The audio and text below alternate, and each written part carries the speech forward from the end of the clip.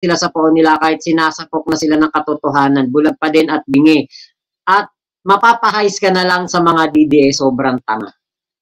Pag sinabihan mo naman ng tanga, galit. Sasabihin ba't nyo kami sinasabihan ng tanga, hindi naman kami tanga. Diba? Ganyan yung mga DDS eh. Pag sinabihan mo tanga, galit. Pero tanga naman talaga sila. Katangahan ng kanilang ginagawa. Diba? Buti sana kung hindi katangahan yung ginagawa nila. Katangahan naman yan.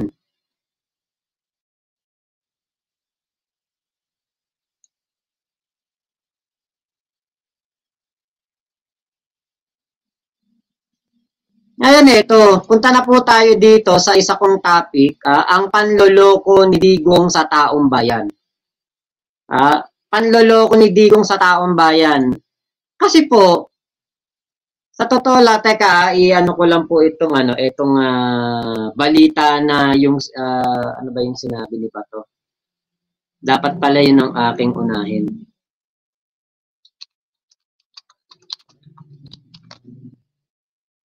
Okay, meron kasing sinabi si Bato de la Rosa na teka, unahin natin this week. Ayun, ito.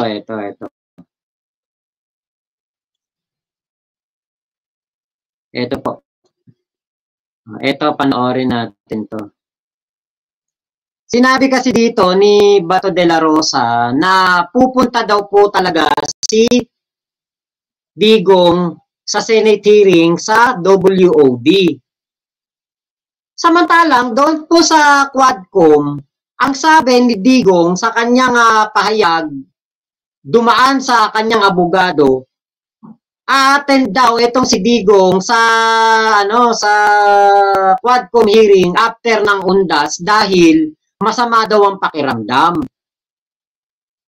Ito, hindi pa naman nakakatapos ang undas, 28 pa lang bukas, ba't attend siya sa Senate hearing? Diba? Ito maliwanag na maliwanag. Talagang si Digong, simula nung ito'y presidente, hanggang ngayon, na hindi na ito presidente, pinaglololoko po talaga tayo. Magsisimula na sa Lunes, October 28, ang isasagawang investigasyon ng Senate Blue Ribbon Committee kaugnay sa kontrobersyal na War on Drugs campaign ng nakaraang Duterte administration.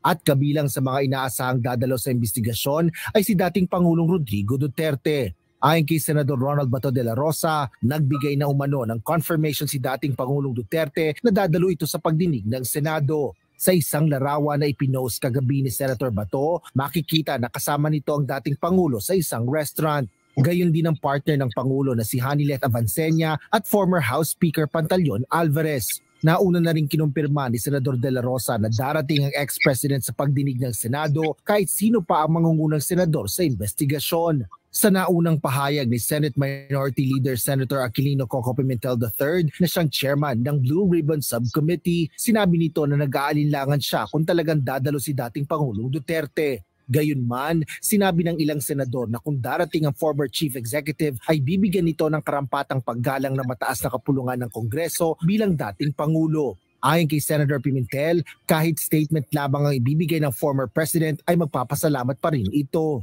Depende na yun sa amin kasi ako, kung ayaw naman magsalita ng tao tapos hindi naman pipilitin. We have to respect it.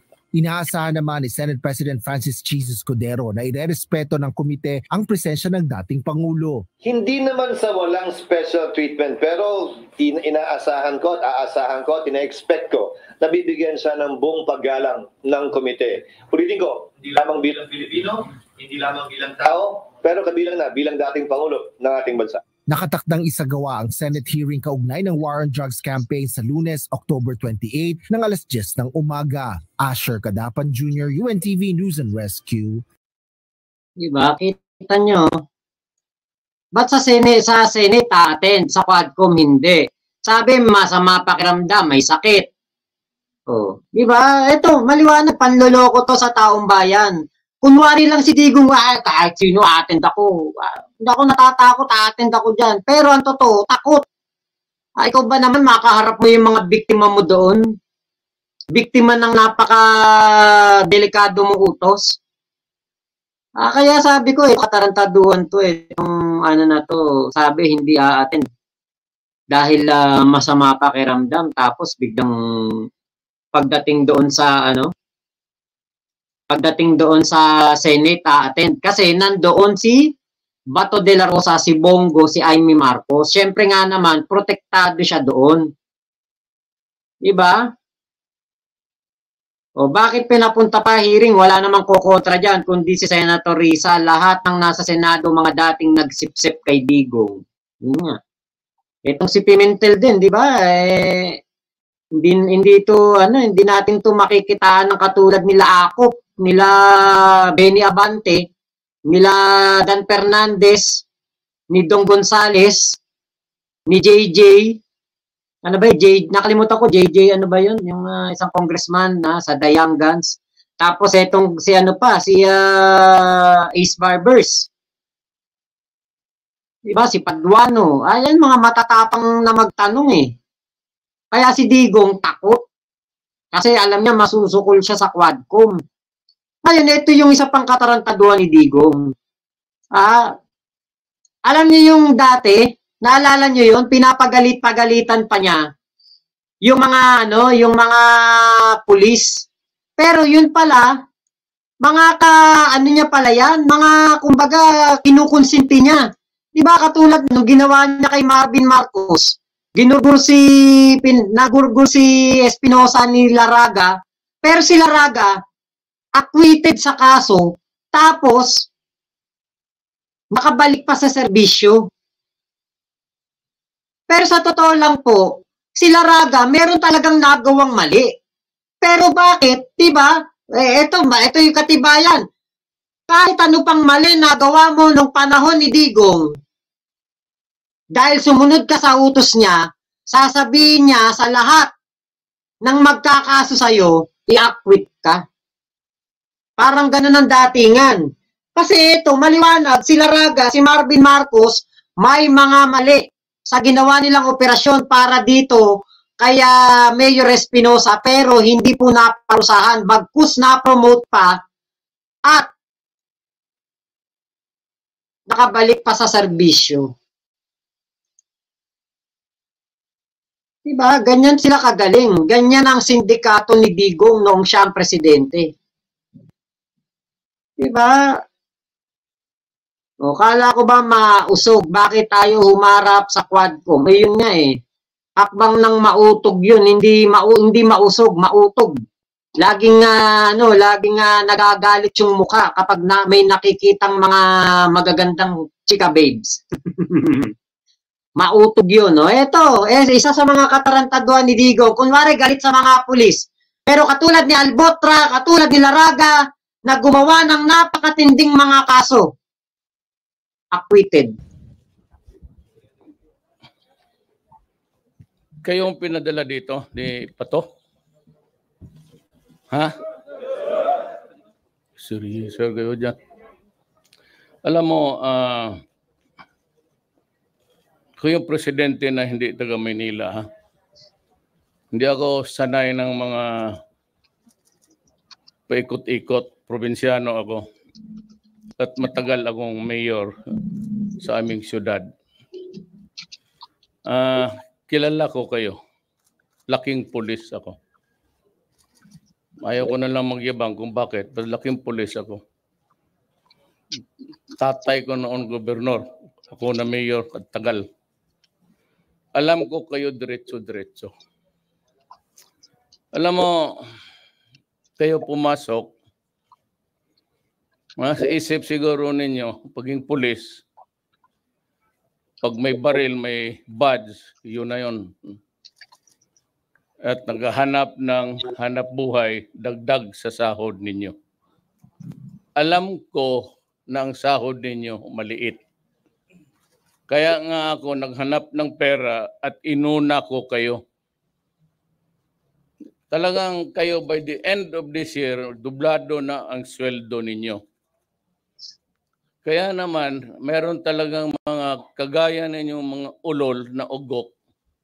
Putang ina, hindi kayo na gusto niyo mas habang pulis kayo, mas marami. Yan ang problema ninyo. Yung iba nagbababae, may asawa, yung iba naman mag-ambisyon, gusto ng kotse, gusto ng magandang buhay. Di ba't kayo pumili na pagkapulis? Alam naman niyo talagang mahirap. Mahirap talaga ang pulis. Entry fee ninyo lang. Kaso, nag-aambisyon kayo ng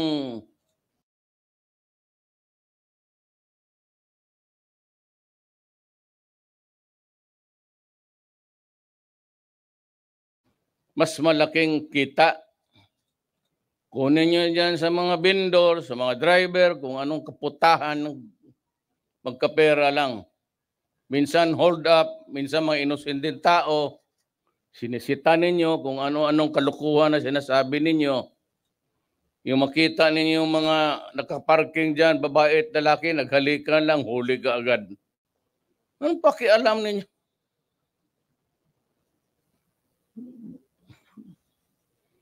Maghanap kayo ng mali para magka-pera.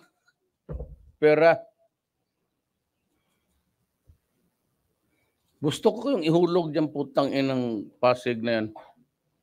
Pero wag na lang kasi itong human rights, kung anong nakikita naman sa buhay ng isang taga-gobyerno na gustong disiplinahin kayo. Gusto ko palinisin ko kayo ng magbalik kayo dito, mag-swimming trunks. Linisin ninyo yung Pasig River. Inumin ninyo kasi madumi. Putang ina kayo.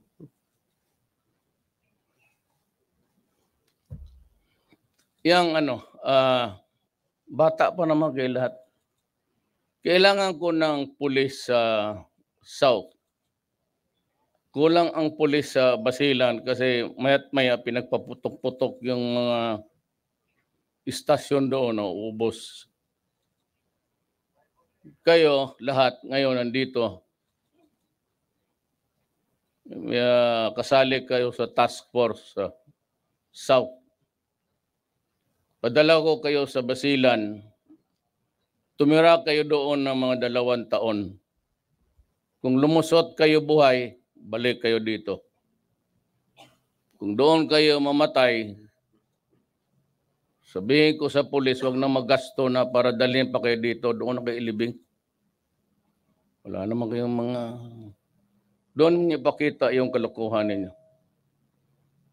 Hindi ako mag-retraining. Anong i-retraining ko sa inyo? Putang ina, tapos na nag-training ninyo araw-araw. Ano retraining ko? Yung utak ninyo. Hindi ko madala yung ganun eh. Galit kayo sa akin, hintayin ninyo kung matapos ang pagka-presidente ko. Magbarilan tayo. Kala siguro ninyo na let's check kayo, papatulang ko talaga kayo. Prepare to move out. I'll give you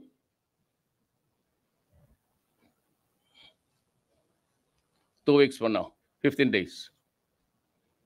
Ano na kayo, start to move out. If you do not want to go there, go to your superior officer and tell them that you are going to resign. Otherwise, ayaw ninyo, hanapan ko kayo ng mali. Kayo nandito, mga gago kayo eh. So meron talaga ako masilip. Either I will dismiss you. Alam mo, kailangan ng Pilipinas, isang squad ng Army, Navy, pati Air Force, Police, to keep track of you. Kasi karamihan ng mga police, yung na-dismiss, yon ang mga sindikato kasi may alam kayo. Kayo ang pinakadelikadong kriminal pag naalis sa pulis. Alam ninyong pasikot-sikot eh. Alam ninyo kung putang ina, papatayin ko talaga kayo harap ng Pilipinas. Kayo ang magdroga-droga, anak ng pasensya na lang. Hindi ako magdalawang isip. Kayo ang extrajudicial killing talaga. Totoo yan. Pag naalis kayo, if you opt to retire, then behave. Maghanap kayo ng hanap buhay ninyo na malinis. At kayong mga pulis na dati mga sindikato, wag na wag kayong pumasok. Because I will create a battalion para lang to keep track of your movements.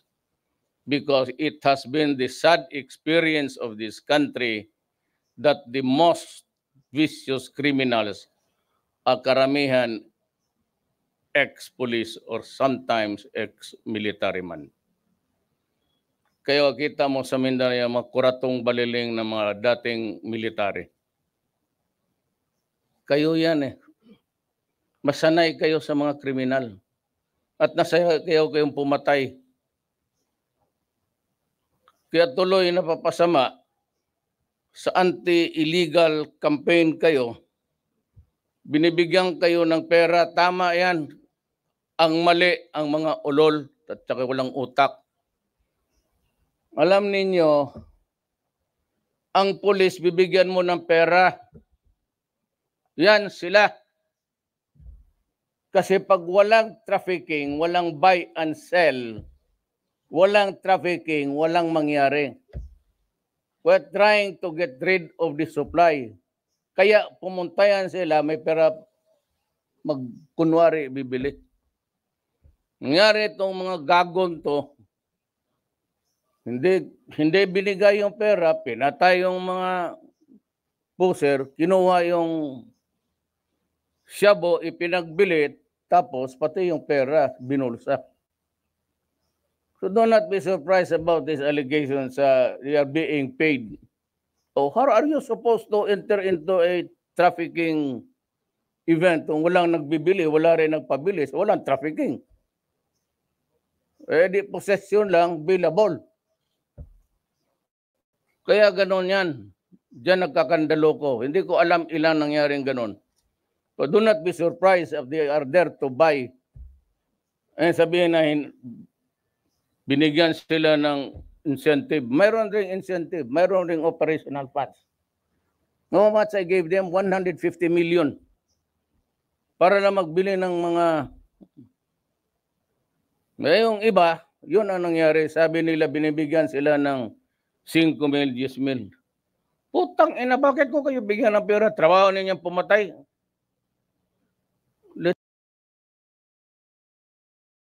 Che, bigay ako ng pera. Ulol. Kaya kayo binigyan ng baril. Kaya pagka lumaban, di barilin mo. Daan ako ng Pasig River. Wala akong nakitang water lily.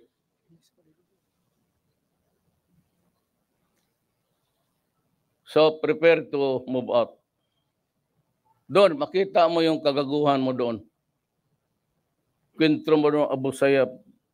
Pati mga tausog. Mga doon kayo.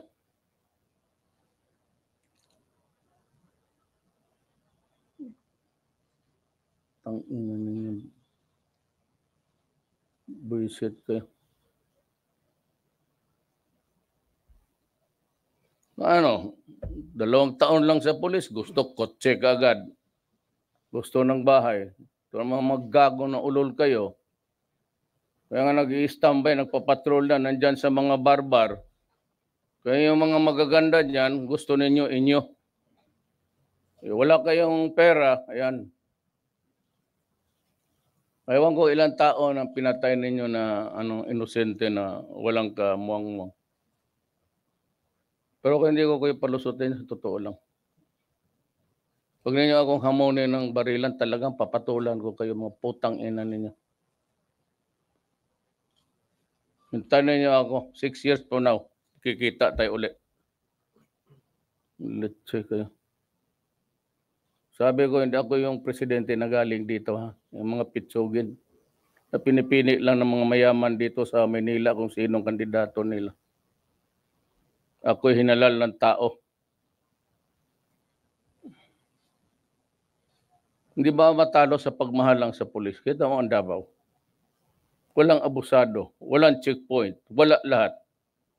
buhay ng mga tao doon.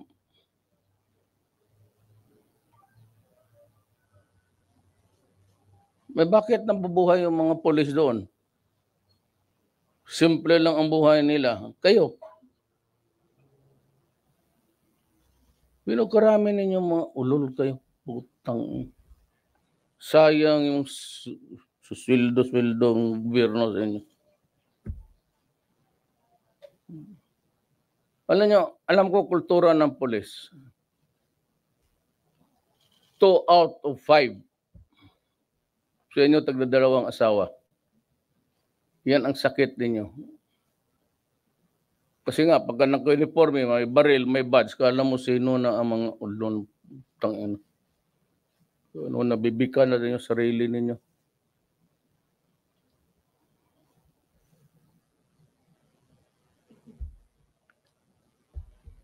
Tumindig kayo dyan. Maghintay ako pag kausapin ko kayo. Huwag kayong umalis dyan. Yung ganong forma na yan. Putang, buhusan ko kayo. Pag may nakita ako, nag-relax sa sipain kita. Tignan.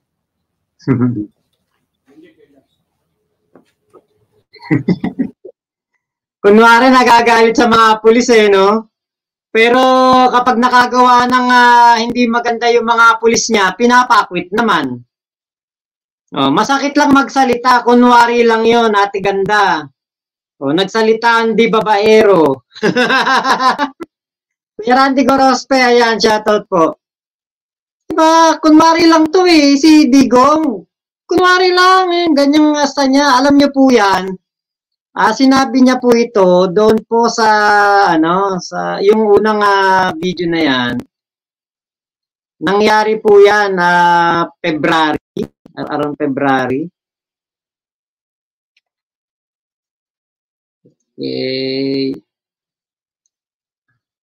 Around February po nangyari yan. Yung ano yan. February 7, 2017. Mga iring policeman of the NCRPO PNP. Ngayon, ito pong susunod nating video. Ito naman po yung nangyari noon pong July 8, 2018. Ito pong ay August pala, August 7, baliktad pala. August 7, 2018. President Rodrigo Duterte pays and reprimands another batch of errant police officers at the Malacanang Palace grounds on August 7, 2018.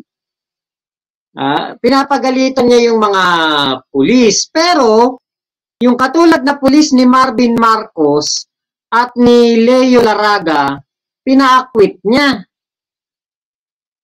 Hindi niya pinagbayad sa kasong ginawa kay Rolando Espinosa, tatay ni Kerwin.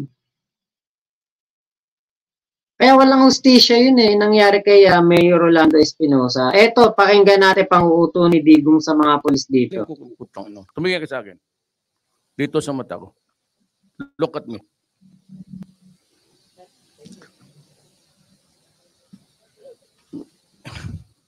Alam mo, hindi ko maintindihan kung kayong mga kriminal nakapasok sa pulis. Alam mo, sana ang pulis maganda ang reputasyon. Wow, di ba? Bakit daw yung mga kriminal nakapasok daw sa pagpupulis? Di ba ikaw ang nagturo sa kanila para maging kriminal? Naglabas ka ba naman ng reward system Kapag may makagurgur sa mga matataas na opisyal ng ating bansa, mga mayor, LGU, pinapagurgur mo. Naglabas ka ba naman ng drug list na hindi verified?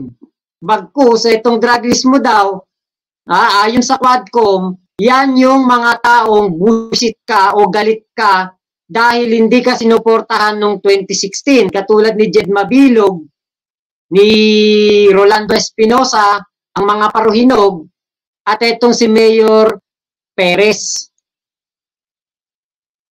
at si Mayor Halili.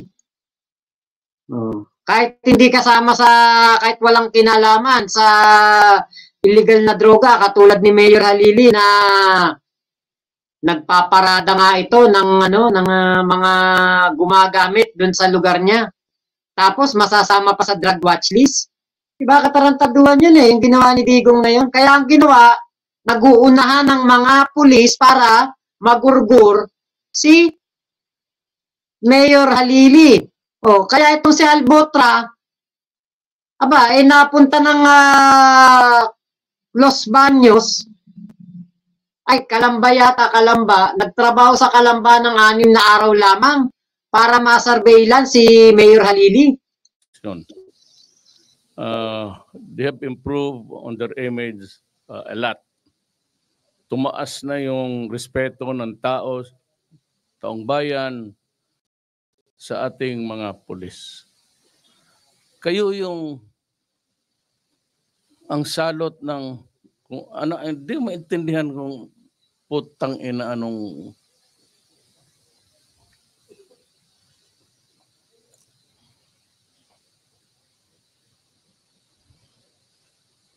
alam mo, sa totoo lang, prangkahan ko ngayon ang buong Pilipinas. Pag ganun kayo ng ganun, putang ina, papatayin ko talaga kayo. Masiguro ninyo yan. Wala na akong magawa sa inyo, mga ulol kayo. Kung hindi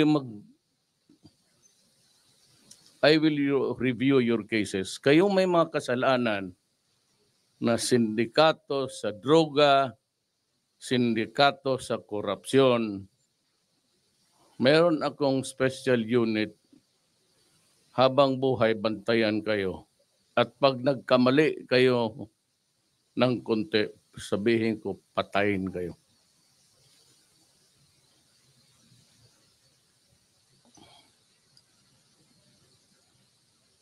Bakit kayo pumasok sa pulis? Anong nakain ninyo na itong pulis para lang ito sa mga taong may pagmamahal sa bayan at gusto makapagsilbi sa kapwa-tao nila? Bakit kayo napasok dito mga animal kayo? Para naman kayong putang ina, mga aso na eh. Totoo lang, mabuti lang marami tao, may opisyal dito ninyo. Kanina ko pa pinagpapalo ng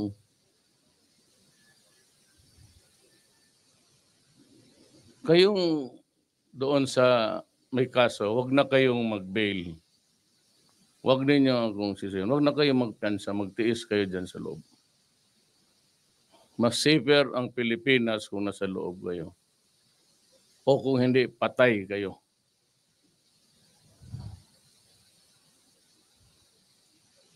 Ang sunod ko sabi noon, sabi ko itong mga kriminal, sunod kayong mga pulis na kriminal.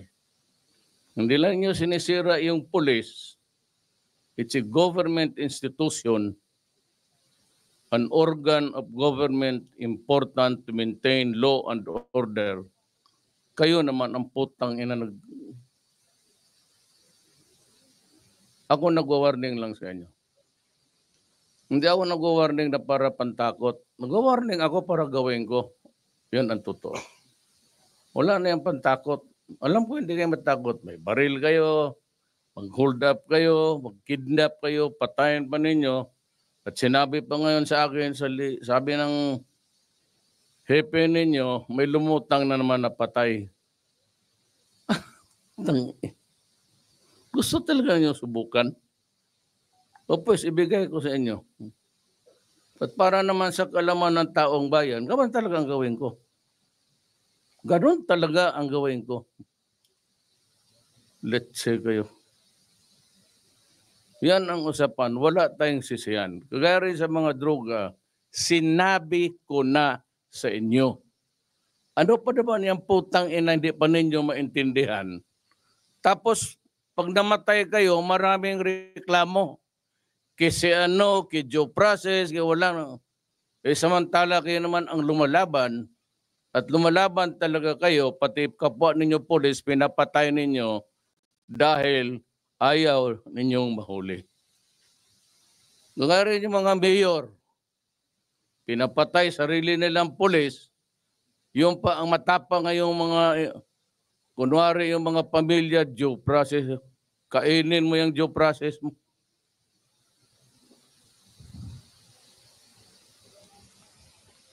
Wala kayong silbi para sa akin, salot kayo sa lipunan.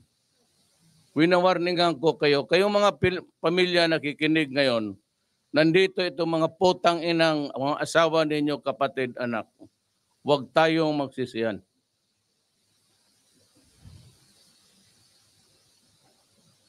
Pag nangamatay itong mga putang ina to, huwag kayong pumunta sa amin at magsisigaw kayo ng human rights, due process. Inawarningan ko na kayo eh. Ayaw ninyong maniwala may kasalanan itong mga putang ina to, di kausapin ninyo kung ano ang totoo. Wala pag hindi ko gawin, inutil itong Pilipinas. Pati kayo sumasali. Kayo nga nang inaasahan ko, paano tayo manalo dito sa kalaban natin mga NPA? Eh kung kayo mismo, putang ina, ginagawa ninyo yung ginagawa nila.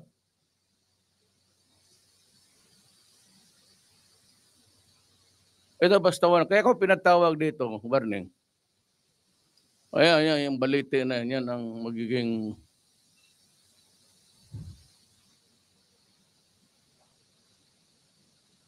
walang sisihana. Walang. Kayong mga pamilya, tingnan ninyo yung mabuti yung baka pag ito, isa nito babagsak. O ayan, kita na ninyo yung mga muka nitong mahal ninyo sa buhay. Gusto niyo kalabanin ang gobyerno? O pues, hindi tayo makatakot sa gobyerno. O di ako. Sige. Ako na. Huwag na yung mga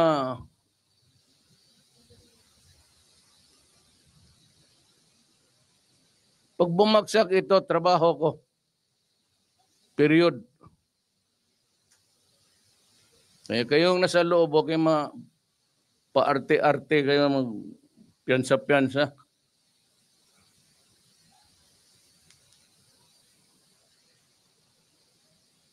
Kagaya ang ginagawa ninyo, madali mamapatay ng tao.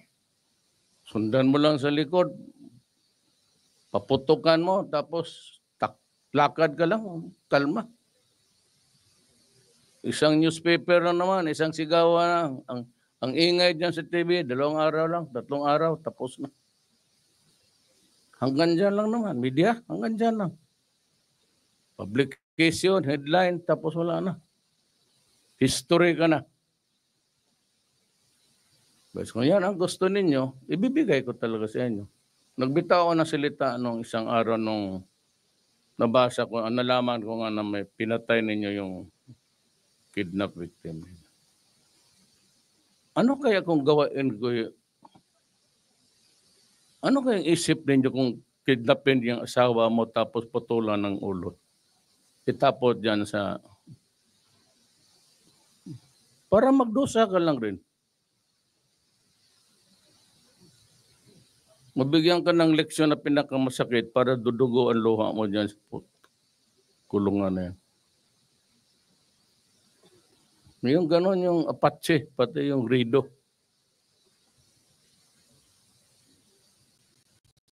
Pag pinatay mo yung kadugo niya, babalikan ka talaga. Ayun ang sa Mindanao eh. Baka gusto ninyo dito rin. Sa amin tawag niyan Rido.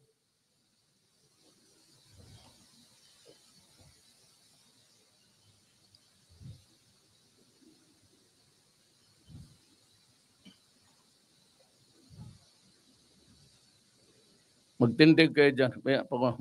Magkukumperensya pa kami. Huwag kayong umalis dyan. Gutumin kayo. Punot. Pag hindi, papatila ko sa inyo lahat yung process.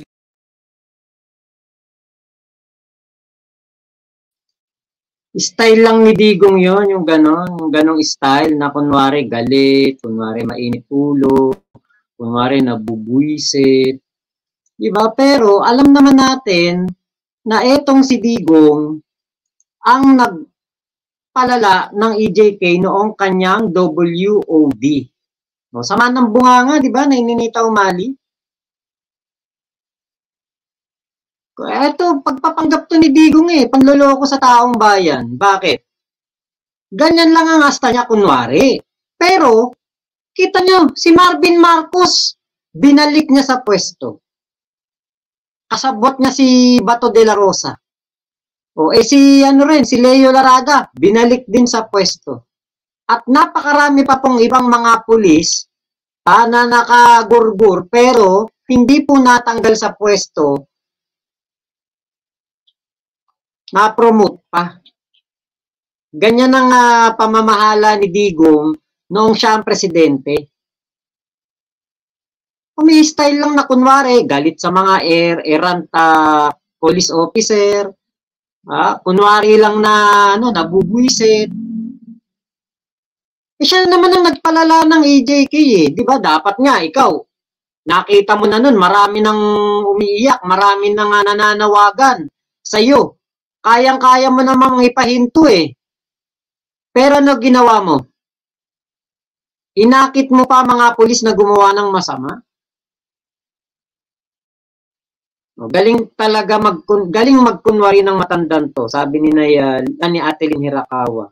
Sabi ni Rona Solinap, wag na palabas yan, panis na yan, just BS.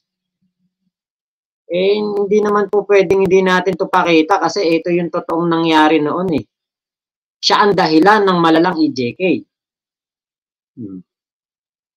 Diba, Ninita Umali, duwag si Duterte, hindi nga humarap kay Carbonell.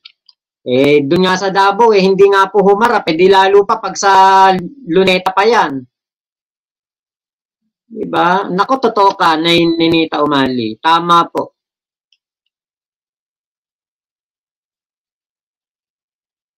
Dapat talaga yan sa kanila. Pagbayaran nila yung mga kasalanan nila, lalo na to si Digong. Kaya nagtataka ko, sabi ni Bato, confirm daw, a-attend si Digong bukas sa Senate hearing. Bukas daw a-attend. Tapos, sa Quadcom hindi umattend kasi daw may sakit.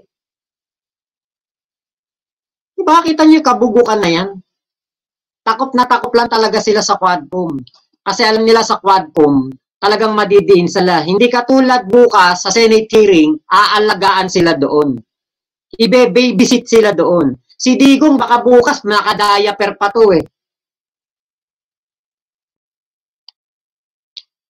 Ganyan ang gagawin nila kay Digong. Sobrang alagang-alaga nila yan sa Senado. Dahil nandun si Bato at si Bongo. Yan ang abangan natin bukas. Manood po tayo, sama-sama tayo na tunghayan ang mga kabugukan na gagawin ni Bato, ni Bongo at ni Digong dyan po sa Senate hearing para sa EJK, sa WOD ni Digong. Saka nakakita nun, yung dalawang senador ngayon, si Bongo at si Bato, na mga involved sa EJK, sila pa po ang mag-iimbestiga. Diba? Sila pa ang dapat sa kanila resource person dapat mag-inhibit sila diyan dapat hindi sila pumunta Katulad ng kahit man lang sana yung ginawa, katulad ng ginawa ni Laila de Lima na hindi nagtanong kay Kerwin Espinosa. Kaya lang itong si Bato at si Bongo makakapal mukha nitong mga to para saan pa nga naman at nandun sila sa Senado kung hindi nila poprotektahan ng kanilang boss. Diba? So ako po magpapaalam na po sa inyo dito sa ating live na ito. Bukas po, sama-sama po tayong manood ng live sa Senado alas 10 ng umaga. Sana po ay dito tayo sa aking live manood para po makapag-comment tayo at makapagbigay tayo ng opinion. Maraming salamat po sa Senado, maraming kakampi. Tama po, Ninita Umali. Salamat po Thank you po sa pagsama niyo sa akin at sa mga bobot tangang DD sheet. Ito po ang kantang nababagay sa inyo. Nung ako elementarya, ako Ito. This song is from Wilbert's Hard to Find Music Library. tanga-tanga, wag kang tanga, pagkat walang gamot yan sa taong tanga, wag kang tanga, wag kang Salamat, Ate Beauty! malamang na sa'yo, ika'y madisgrasya, pag ika'y tanga, wag kang tanga-tanga, wag kang